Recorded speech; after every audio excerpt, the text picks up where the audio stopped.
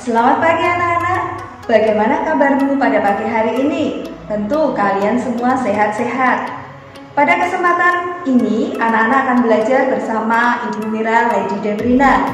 Kita akan belajar tema 5, wirausaha, subtema 3, ayo belajar berwirausaha, pembelajaran 4. Tujuan pembelajaran yang akan kita capai sebagai berikut. 1. Dengan membaca dan melakukan pengamatan, siswa mampu mengidentifikasi bagaimana manfaat keberagaman wirausaha dalam kehidupan sehari-hari secara tepat. Kedua, dengan membaca petunjuk, siswa mampu menjelaskan cara mengisi teks formulir ujian khusus, misalnya ujian nasional dan tes lainnya, beserta petunjuk secara benar. Yang ketiga, dengan membaca petunjuk, siswa mampu mempraktekkan mengisi teks formulir ujian khusus, misalnya ujian nasional dan tes lainnya, beserta petunjuk secara tepat. Nah, mari anak-anak kita mulai pembelajaran kita hari ini. Kita telah belajar banyak tentang wirausaha. Sekarang kita akan belajar menjadi pelaku wirausaha cilik. Apa saja yang harus diperhatikan saat akan memulai suatu usaha? Tentunya anak-anak penasaran bukan? Mari simak percakapan berikut ini. Suatu sore, Udin dan teman-temannya berkesempatan bertemu dengan Pak Gino. Beliau adalah seorang tokoh wirausahawan sukses yang sederhana dan suka berbagi ilmu. Beliau memulai usaha mainan kayu edukatif beberapa tahun yang lalu. Sekarang, produknya sudah dikenal dan digunakan oleh berbagai TK dan taman bermain. Pak Gino, aku sangat kagum dengan produk buatan Pak Gino.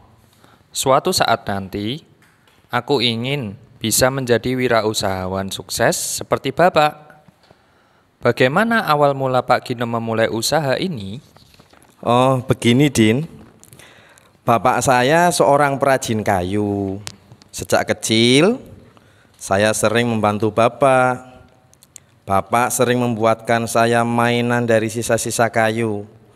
Mainan-mainan itu membantu saya untuk lebih mudah memahami pelajaran matematika. Nah, kemudian saya memiliki keinginan untuk membuat berbagai mainan kayu. Saya ingin mainan itu juga membantu anak-anak memahami pelajarannya. Jadi kita bisa memulai suatu usaha dengan bekal keterampilan, hobi, dan kreativitas yang kita miliki ya Pak. Aku gemar mencoba berbagai resep masakan. Wah, mungkin suatu saat nanti aku bisa membuka usaha toko kue ya.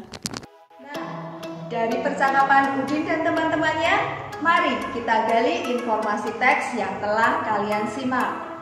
Yang pertama, sikap apa yang harus dimiliki oleh seorang wirausahawan?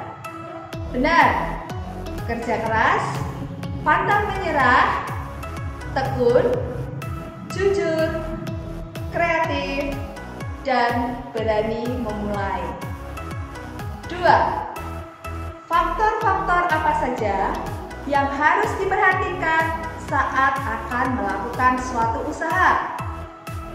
Bagus, minat, keterampilan, tingkat persaingan usaha, dan mental yang kuat.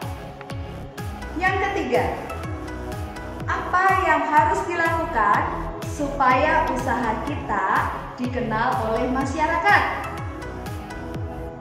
Pintar, mempromosikan produk melalui iklan, menawarkan produk secara langsung kepada konsumen, atau membuka tempat usaha di pusat keramaian. Yang keempat, apa manfaat wirausaha yang dijalankan oleh Pak Gino bagi masyarakat? Bagus, produk dari usaha Pak Gino dapat membantu anak-anak dalam memahami pelajaran. Yang kelima, jika kamu adalah Pak Gino, bagaimana kamu melaksanakan tanggung jawabmu sebagai seorang wirausahawan? Bagus sekali. 8. dengan selalu menjaga kualitas pelayanan dan produk yang dihasilkan. Dan yang keenam, jika di sekitar tempat usahamu ada pengusaha lain yang membuka usaha yang serupa, bagaimana sikapmu? Bagus. Berani bersaing dengan sehat, yaitu dengan meningkatkan kualitas produk saya dan selalu melakukan inovasi untuk mempertahankan pelanggan. Anak-anak, tahukah kamu, sebagian besar dari materi yang telah kita pelajari terdapat dalam ujian sekolah atau madrasah. Apakah kamu sudah mempersiapkan diri untuk mengikuti ujian sekolah atau madrasah? Apakah kamu tahu cara mengisi formulir ujian sekolah atau madrasah? Perhatikan contoh formulir ujian sekolah atau madrasah berikut ini. Apa persamaan dan perbedaan formulir tersebut dengan formulir yang telah kamu pelajari sebelumnya? Ini dia persamaan dan perbedaannya. Persamaannya: 1. Keduanya harus diisi dengan data diri. Yang kedua, keduanya harus dicantumi tanda tangan. Dan perbedaannya: 1. Formulir lembar jawaban harus diisi dengan pensil 2B, sedangkan formulir biasa diisi dengan pulpen atau alat tulis lainnya. Yang kedua, pada formulir lembar jawaban kita perlu menuliskan huruf dan menyilang huruf yang ditulis, sedangkan formulir biasanya hanya perlu menuliskan hurufnya saja. Yang ketiga, formulir lembar jawaban digunakan khusus untuk menuliskan jawaban ujian, sedangkan formulir biasa digunakan untuk berbagai keperluan. Anak-anak, apa saja informasi penting yang kamu temukan pada formulir tersebut? Benar sekali. Ada data pribadi seperti nama, nomor peserta ujian, dan tanggal lahir. Berikutnya ada data mata pelajaran yang diujikan, tanggal ujian, dan tanda tangan. Apakah kamu tahu bagaimana cara mengisi formulir tersebut? Ini dia jawabannya. Dengan demikian, selesai sudah pembelajaran kita hari ini.